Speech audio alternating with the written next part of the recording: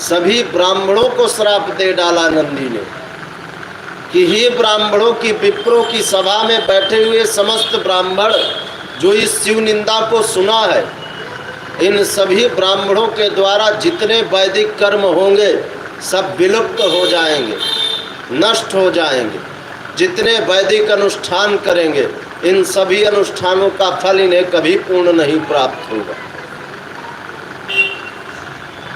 तुम ऐसे लोभन में बैठे हो कि तुम्हें शिव की निंदा भी सुनाई नहीं देती, तुम शूद्रों की तरह तुम्हारा जीवन हो जाएगा। इस प्रकार ब्राह्मणों को जब श्राप दिया और उसके बाद महाराज दक्ष को उन्होंने श्राप दिया, तुम जीवन का जिस समय सर्वोत्तम पुण्य अर्जन करने जा रहे होगे दक्ष, उसी समय तुम इसी दोष से पीड़ित होगे और यह दोष ऐसा लगेगा कि तुम्हारे यज्ञ का तो विध्वंस हो ही जाएगा।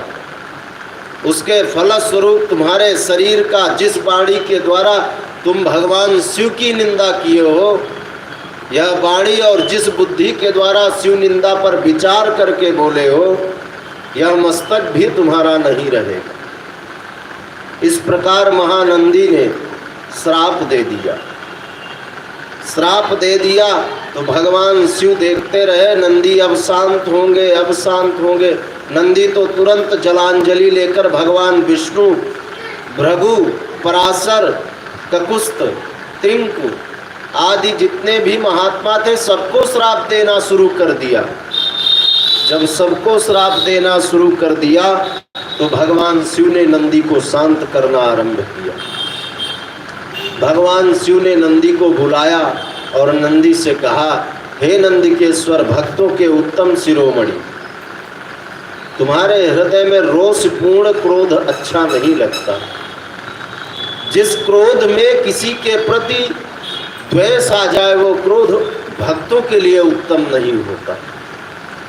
क्रोध आए बात ठीक है, पर उसमें जो ईर्षा है, अहंकार है, मद है, इस प्रकार का गति अगर क्रोध में आए, ये भक्त का लक्षण नहीं।